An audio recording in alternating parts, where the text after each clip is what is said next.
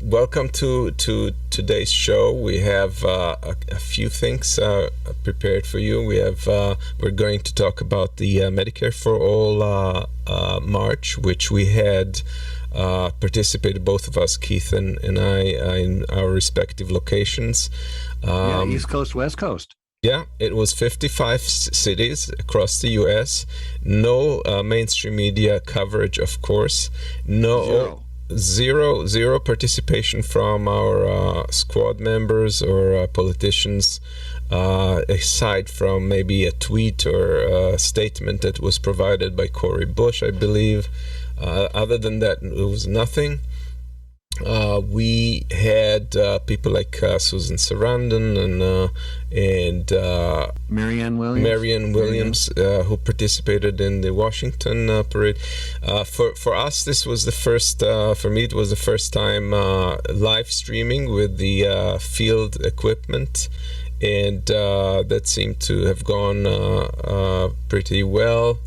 So I assume there will be more of that. Our Uphill Media needed the platform for other organizing purposes at that time, so the streaming was done on my own channel, the Progressive Update. You're welcome to check it out. It was the entire march in New Jersey, Newark, New Jersey.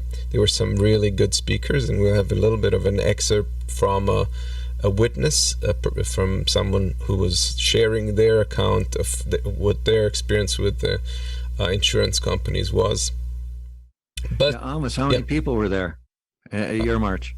Well, there were about, I would say about 200 at any point. It's still small. We need to get many more people out. I hope that if you were considering participating next time, you'll definitely participate. We really need a grassroots movement out there to push politicians, and they're not. They have so far not been involved. Like none of them. So we really need to keep pushing. I believe the next step is going to be to appeal to the UN and file a complaint against the US because this is a human rights issue. Absolutely. We consider healthcare is a human right, and that's the one thing. I'm interrupting you right here, but I went to my march, and that's what people got to understand. Is maybe they'd get it right on a multiple choice test or something, but the standard attitude is that no, people don't really understand that in America, and it's really sad in my point of view. I want people to know that healthcare is a human right. Yep, that's absolutely true. So until we get the politicians to step up, we're going to have to keep organizing bigger and bigger events, standing in front of their offices. And it's not always the most appealing thing to do or the best thing you can imagine for spending a weekend day, but it is absolutely necessary at this point. Yes. Yeah, that I took just after arriving at the Seattle M for All March on last Saturday. And I was just getting oriented. You see a lot of red shirts, and I'll take the opportunity to show you mine. I went to the march, and I got the T-shirt to prove it. So there we go. Yeah, I think that's the side I want to show you. Nice. Yeah, no, we don't. Okay. We didn't have any T-shirts, but yeah. Well, that's a pretty important T-shirt because we're going to have an interview on the show with somebody from the organization. I haven't called them yet. I could have. I kind of wanted to, but we haven't had the show. Didn't have the show last week because of the march, and I wanted to, tell you first before just planning what to have on your show without talking to you. But yes, Whole Washington is an initiative to basically bring some kind of health care plan into the state of Washington. I don't know a lot of details. Like a lot of things, I don't know a lot of the details. I just know when things are moving in the right direction or not. And I first found out about it, I think, in July of 2020. I went to a Green Party get together in Bellevue, Washington, and along with 5 other people, which is really sad in the city of, like 1 million people. You can only get 6 people to go to a Green Party meeting, get together. And anyway, so I found out about it there. And one thing about that experience is that there was a couple of the women were at the meeting were nurses and involved in whole Washington and telling me about it. And people fall through the cracks all the time in our healthcare system. And that's what we'll be getting into the report about Kalani Bolton later. She's just one example of many in our local area. And one thing some of the women in whole Washington have done is they've tracked such incidences, and they're keeping track of when what happens is people will try to get medical care, and all your medical care is predicated upon insurance. And so you may be referred off to someone else. And, what happens is people in desperate straits who need, urgent medical care can find themselves dying, and they can die because they're being sent back and forth between hospitals before they even get seen. And, that's unconscionable. But that is an effect of our insurance-driven healthcare system, because it's kind of like the petroleum industry, where you've got boards of directors making decisions by small numbers of people in their own interest, supposedly in the public interest, but really in their own interest. And that's what our healthcare system's about. So, yeah. And now this slide there, you see Chanda. I did say hi. She's to our. But I tell you, I went to this thing as a participant. Getting on the way in, I said to myself, all you are is a body to be seen and be counted in this thing. And so I went with the attitude of being a participant and not documenting it, and next time I'll do better. Like, at least I'll remember the names of the speakers and write them down instead of being able to say, oh, yeah, as I will in a few minutes. I don't remember her name. So, going there as participant versus a reporter is a little bit different. And I was totally a participant at this thing. And I kind of gravitate to kind of helping out in these things. Just watching, reporting what's going on is not my thing. I'm more the guy that will, say on the next one, I might bring a bicycle and I would ride along and block the intersections. And as it was in this one, I wound up marching at the front of it, because I'm very tall, actually. I'm 6'3", so they gave me a sign to carry. And so I knew I'd be very effective if I held it up as high as I could, because then I'm over 10 feet tall. And, being next to the front banner at the front of the thing was kind of nice doing that.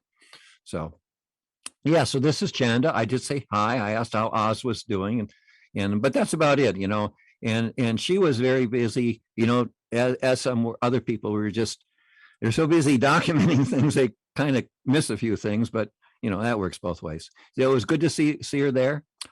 This is, that's one of the signs I was carrying. You see the front and back of it there.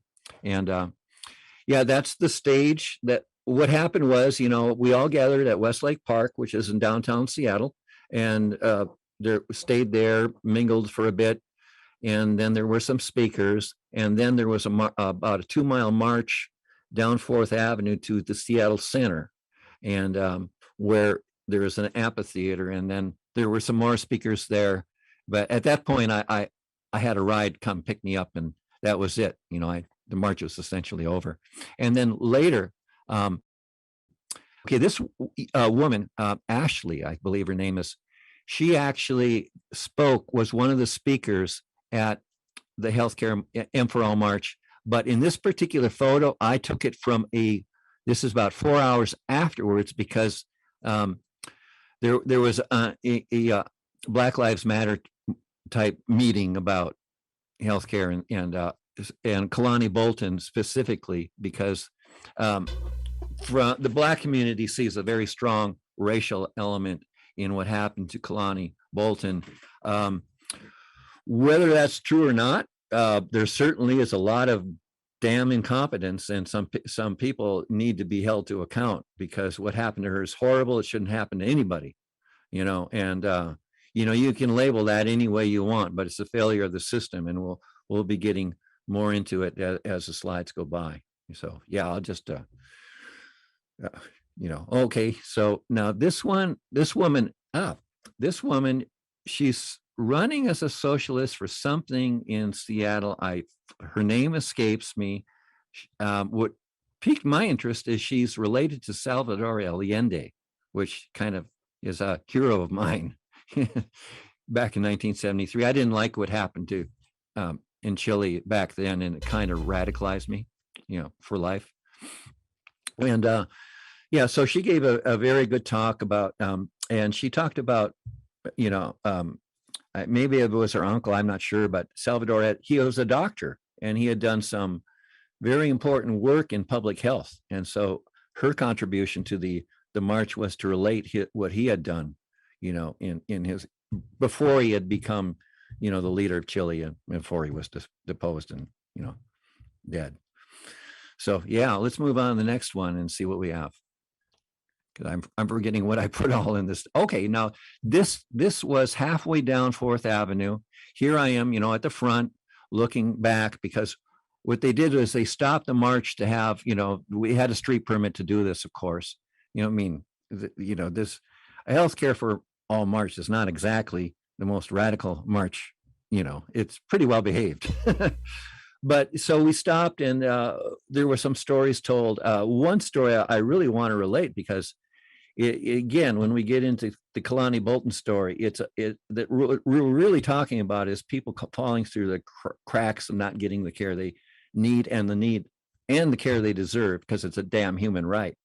And one particular, when we were stopped at the march, the story of a average couple was given, and the situation was, the man worked, his particular job did not provide health care, but the woman also worked, and they were raising a family, and that may be her, talking to the crowd, or maybe her being introduced. I can't remember, but anyway, the story goes that she lost her job, so then the family was without health care. And then he had a widowmaker heart attack. And so she was given the choice, do you want your husband to die, or would you want us to save him and be in debt for the rest of your life? And so she said, well, let's save him, And so that left them with over $100,000 in debt. They do not have health care now because they can't afford it. I mean, they're paying off $100,000 in debt. And the story, the importance of this story is that it can really happen to anybody, unless you're amongst the elite and have the kind of money that, we all wish we had, so we didn't have to worry about anything. The normal people, can get wiped out at any time. And, the way our healthcare is right now, the story, the tragic story of this couple can happen to anyone. He had 2 serious heart attacks, and so as soon as they got out of one, and so I think it's 100,000 in debt for each one. I'm not sure, the details don't really matter as much. The point is the system's wrong, and it's just horribly broken. Well, we have an excerpt from the Newark, New Jersey march. There was a lady that gave personal witness. At the end of the march, there were some really eloquent speakers there as well. Again, that this is available on Progressive Update. At the Progressive Update, the full stream, you can watch it there. But let's see this one, and then we'll talk about it. There we go. Hello, my name is Maureen, and my oldest son was 28 years old. When he was 26, his insurance ended with Horizon because he turned 26. And I was still working. I had a job with the state of New Jersey as a public defender. And so then I continued him on insurance individually. I continued through COBRA. So I paid $750 a month for his insurance to continue. So now at the age of 28, I had been paying the insurance for 2 years. He developed a severe heroin addiction due to a few things that occurred in his life. And I sent him into a detox facility near our home in Somerset County. The detox facility said he needed to be there 5 to 7 days. After a day and a half, Horizon yanked him out and said, no, he can get treatment at home. He can go to outpatient. He has sober parents, which they didn't know if we were sober or not. How did they know? And he should just go to outpatient and live at home. So after they yanked him out, we brought him to another rehab up in Sussex County, Northwest New Jersey. And they said, yeah, he should be here for 30 days. They put him in their detox section, even though Horizon wouldn't pay for that level of care. And then they put him into the regular section after several days. And after a week, again, of being at this facility, Horizon yanked him out again and said, no, he should just go home, be with his parents and go to outpatient. I had to go and get him after a week, put him on a plane to Florida because I found a place on the internet that said they would take him and accept whatever crumbs Horizon would pay. He goes down there, he's in their facility for 30 days. Then they send him, and Horizon pays them some, minimal amount. Then they send him to some sober home, which was nothing more than a flop house down in Florida. And he comes home in a body bag in 2016.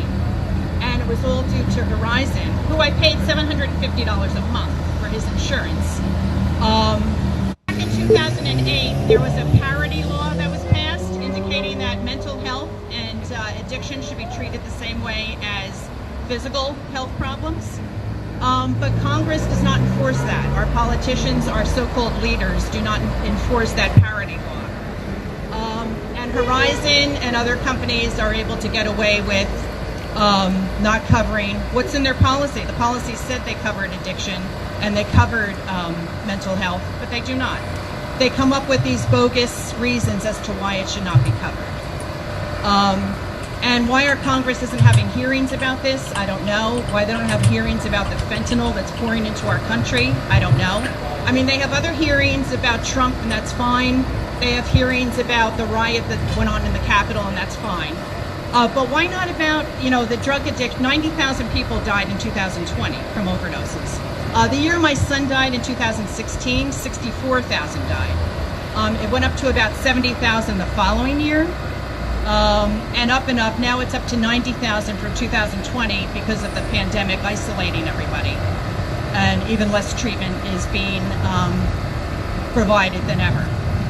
So that's my personal story about why I think Medicare for All might have covered him. We wouldn't have to deal with a corrupt insurance company. And possibly parity would come into effect if we had that type of a system. And so that's my personal story. Thank you for listening. So the reason I brought this up as opposed to someone talking about lack of insurance is that there is this myth propagated that I've heard from common folks that I've been talking to about Medicare for All, and they say, oh, but I have this Cadillac insurance. I don't want to lose my Cadillac insurance. And this is that's the big lie that's propagated, because there's no Cadillac insurance.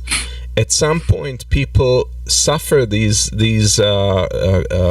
private insurance companies profit and gain calculations, and you may be lucky and not encounter this. But if you're like this lady, and this guy had full healthcare insurance, private healthcare insurance, and still they let him die because the calculation said that it would not make as much sense to invest in rehabilitating him as it's not profitable. So that's something that we have to counter, this argument that there is that the system is okay as it is. It is not. It is not okay as it is. People are dying because of the system. and that little girl died because of the system, because there is a I myself am hesitant to go to the emergency room when something happens, because I know that if I go there and the insurance company deems it not being an emergency, and there's no way to qualify it as an emergency ahead of time, if I have like a pain that I suspect is something, turns out it's not, I could be charged for the entire emergency visit to the emergency room, which is inflated. So I myself go to the urgent care centers that often don't have even a doctor in them. If you're lucky, there is a doctor. At the very least, they're not. Other people there are not as well trained and as well regulated and inspected as are in hospitals. And this is why things like this happen. Do you want me to roll that clip about Kolani? Sure, go ahead. Okay, let's see. Oh, that's the image. Here is. Yeah, there is a clip. I got it. I lifted it from Roar Media. This is it. Yeah. Our brothers and sisters in Roar Media. Here we go. Okay. And I've got that just play it here. Let's watch it and just watch it and listen. Turn on the sounds. Kalani Bolton was a young, black, and gifted child, just 12 years old when she breathed her last breath on December 29th, 2020. She died trying to get much-needed medical help.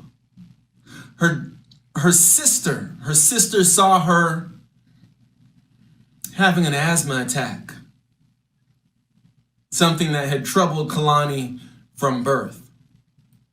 She quickly took her to the urgent care in Renton, Washington, the Landing. Once they got there, the person at the front said, "We can't help you here. We don't have the stuff that can actually help you out, but maybe you can go to this other urgent care." No vitals were taken. There weren't any questions about, is this an emergency? Should we call 911? The professional staff didn't do any of that. They told her to go to another urgent care. So her sister drove her as quickly as she could to the Renton Highlands. And once they got to the Renton Highlands, they said, "Oh yeah, we can help, but you're gonna have to wait in line. What we need you to do is go back to your car and sit there and wait for our text message. That's what we need you to do." There wasn't any evaluation of what was happening at that moment. They understood that it was an asthma attack. They knew that a little girl was having difficulty breathing, and they had her wait. 10 minutes go by, 15 minutes go by, 20, 25 minutes go by, and eventually they get the text. Kalani has had difficulty breathing the whole way through. By the time she actually gets into the clinic, she is clearly in a desperate state. The nurses start to put the oxygen on her face, but they're having trouble working it. It turns out it was empty. Kalani's sister heard her sister pleading for help, saying her name over and over and over again, when the doctor and the nurse came back with a second oxygen bottle and mask. This time they had difficulty working it. They didn't know how to turn it correctly. They didn't do what they needed to do. Kalani's eyes rolled to the back of her head. She started to turn purple.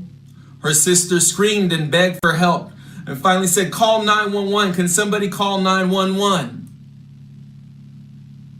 Eventually, she was taken from the North Benton Urgent Center in Renton, Washington, all the way over to Seattle Children's Hospital near the University of Washington. where it was determined that she was brain dead. And after 2 days on life support, she passed away. Yeah, pretty tragic story.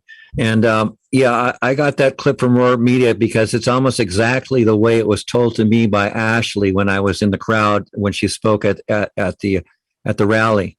And to me, the situation is a failure of our system. It really is. And in a future slide coming up, I have a map, and I want to talk about a little bit of the logistics, because I actually go to the same clinics that Kalani goes to. I have been to both clinics recently, in fact. So, and I've also been to Children's Hospital. I live in the area, and I want to talk about just how badly this thing was managed.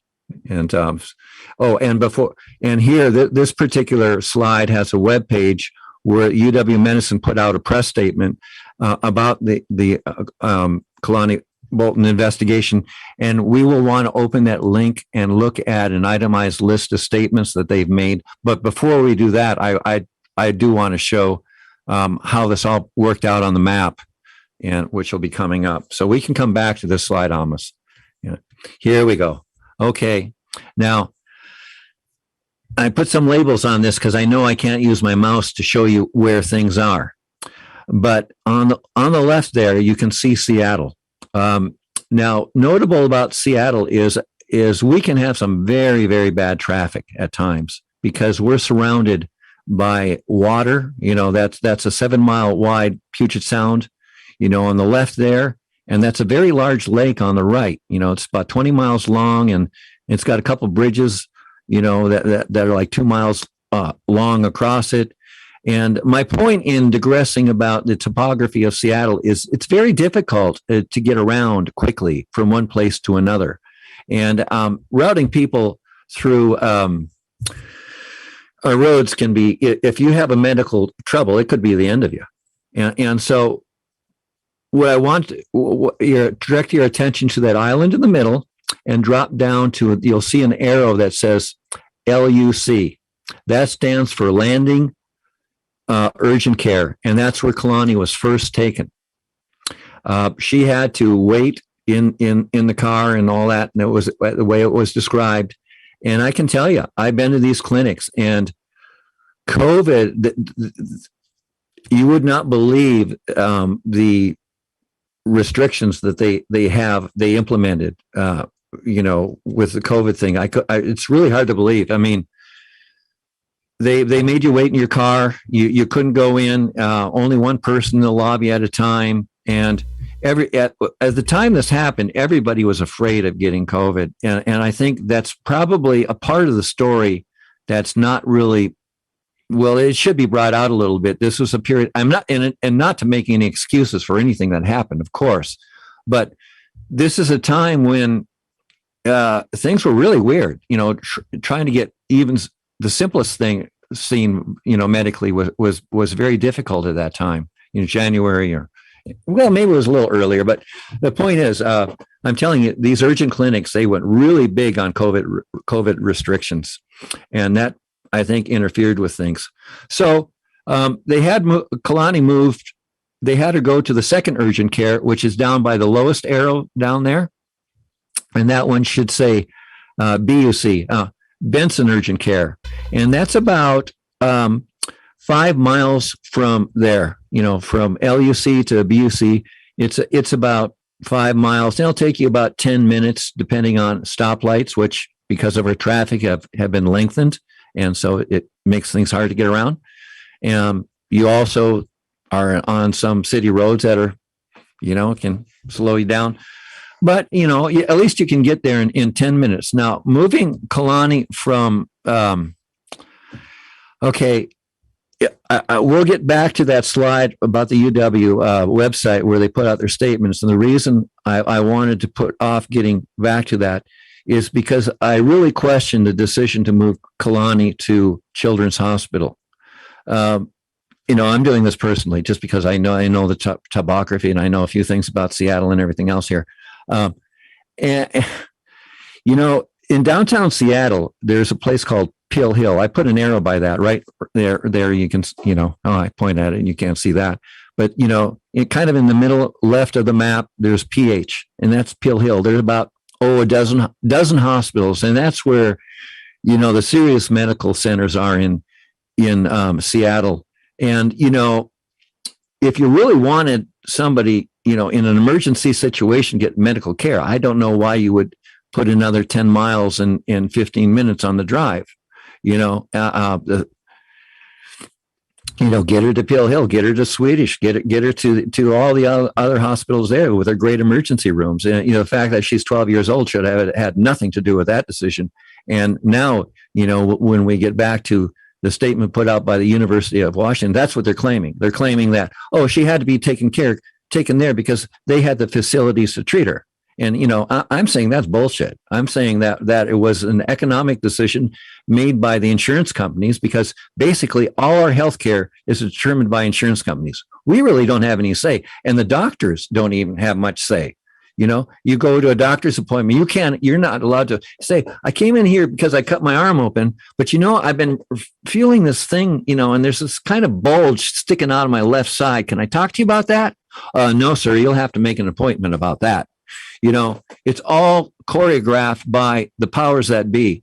And, we need to take control of it. It's a human right. I mean, we need quality health care. And it's a known fact. America, we pay twice as much and we get half the care, and that's because there's the way it's set up.